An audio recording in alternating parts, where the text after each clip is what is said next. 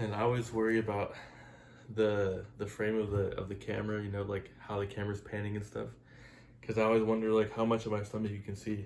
But I guess even if you can see my stomach right now, there's more of me to see. I guess more of me to love.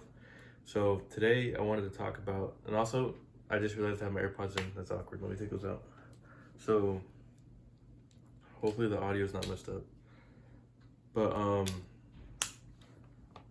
what I wanted to talk about today is how, in so many ways, I can see the purity and the essence of purity being sucked out of everyday life, in like in every societal convention you can imagine, basically. But my example I want to use first is one that's near and dear to me, and that is basketball. It's my number one sport.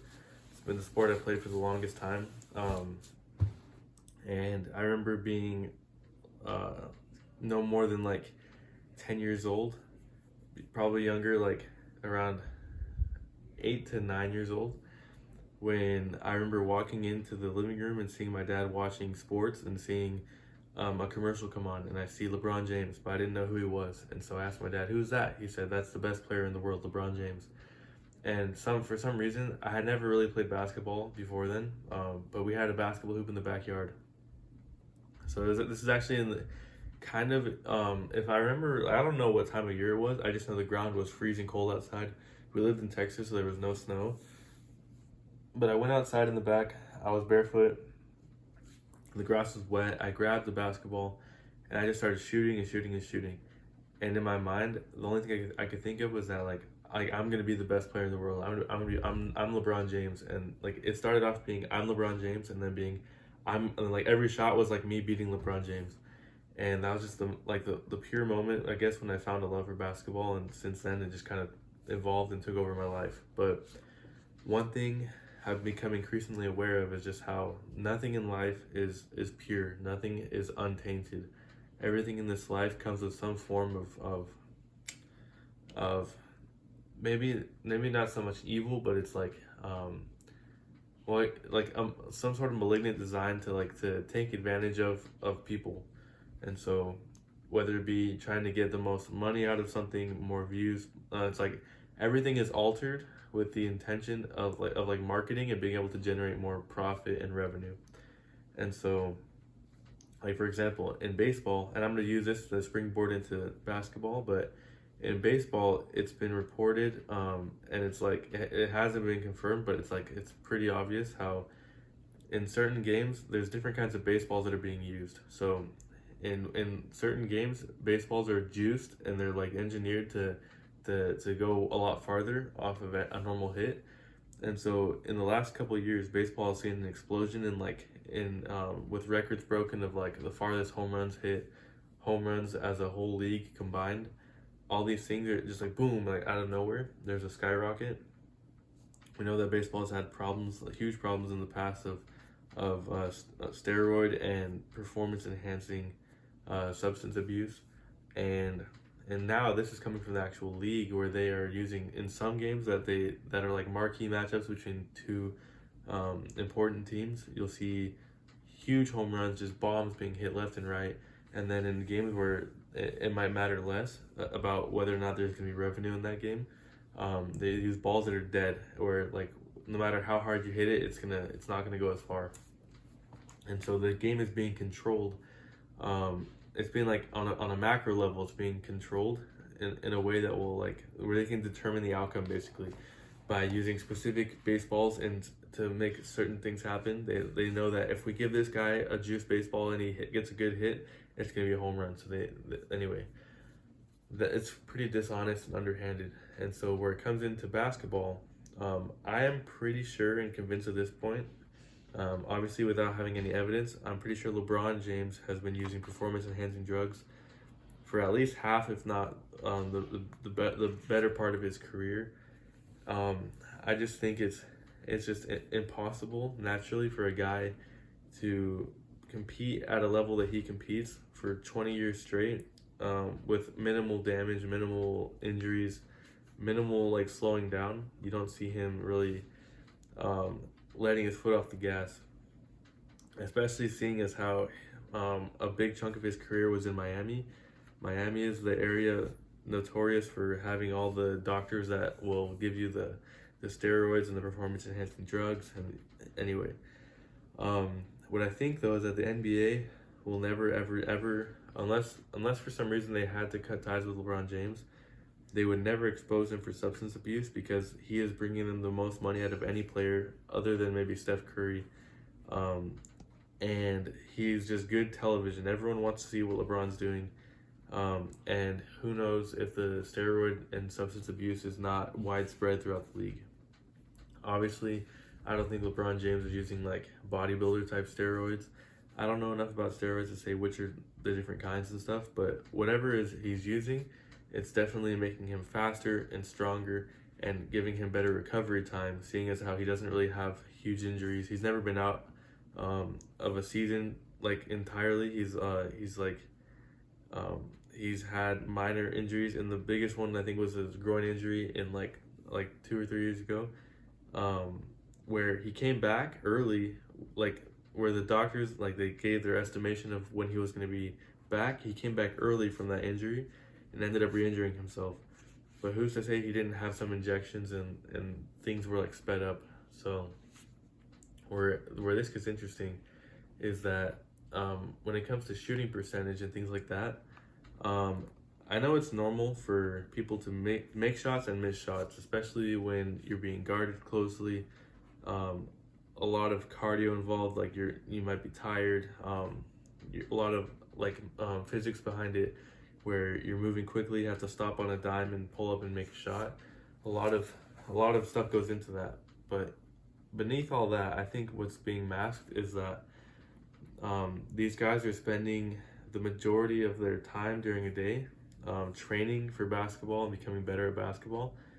And you hear reports of practices where guys, any like average NBA player can make like a ridiculous amount of shots in a row, like while they're being uncontested. It's like the easiest thing for them. But then come game time, and some players are shooting horrible percentages. Some like no one is shooting a percentage of what you would assume a superstar athlete to be able to accomplish. One thought that I've had, along with the idea of engineering the baseball to have certain results and effects, who's to say that the NBA has not poured money into research to, I guess, R&D, research and development, to make basketballs that can alter shots or make shots more effective and more efficient.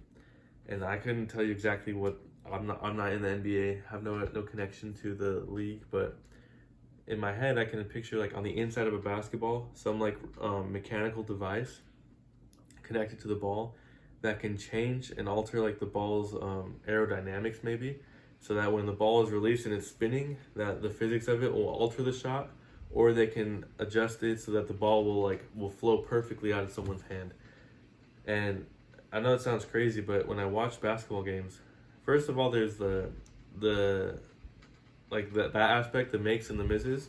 There's also the referees, and I'll talk about that next. But basically, I'll notice that scoring comes in spurts. It's not super steady and consistent. There's times where guys are just missing shots, and then times where shots are just falling and falling and falling. And obviously, if this was the goal of the NBA to create, create the exciting moments and to create, I don't know how to explain it, but like create the most amazing games for people to watch, they're obviously going to do it in the most subtle way possible to avoid detection. But there's just times where like I just can't believe how many times these guys are missing shots. And who's to say that like maybe they themselves are just really like so confused as to like I practiced this shot like thousands of times and now it's just not going to fall. And then sometimes where the guys are just making shots, and anyway, it seems so like coincidental, but it could also not be, and that's my point. So past that, I think it's definitely a worry of professional sports that referees might have some personal interest invested in each game. That's like what you're worried about, right? You're worried that the referee is going to be calling bad calls on purpose because he has money bet against like a certain outcome.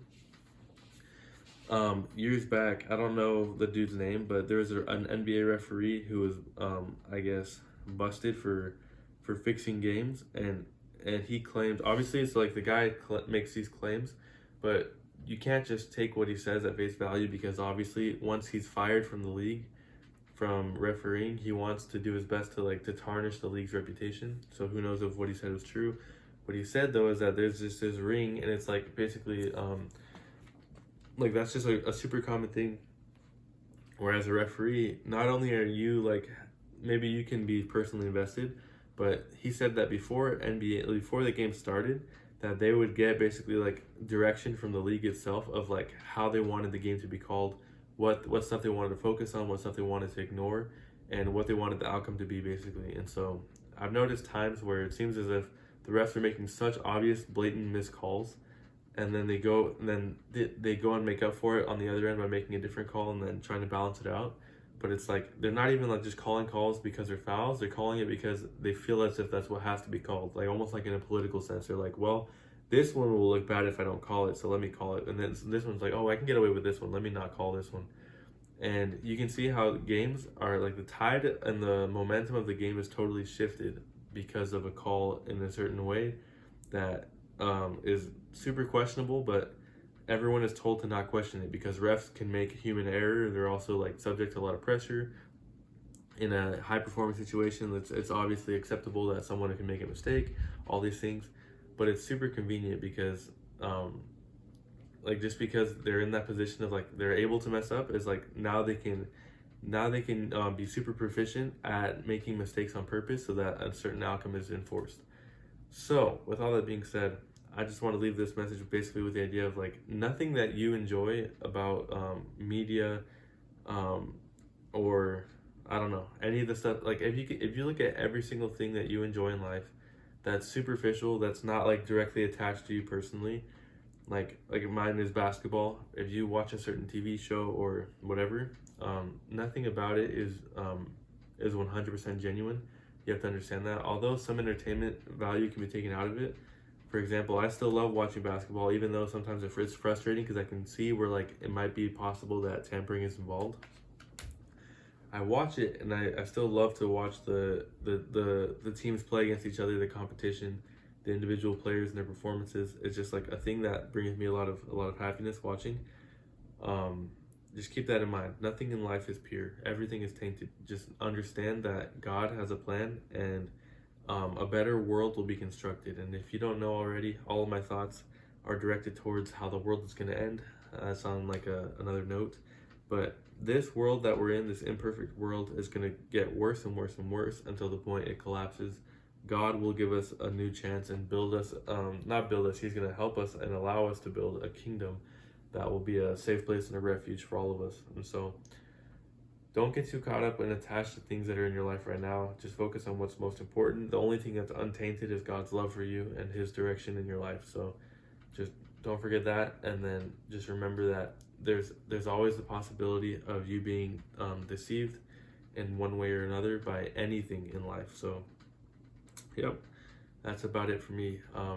If you can imagine, I've thought a lot about this, so that's why sometimes when I talk, it seems as if I'm in my own head and just like trying to explain things as I think of them.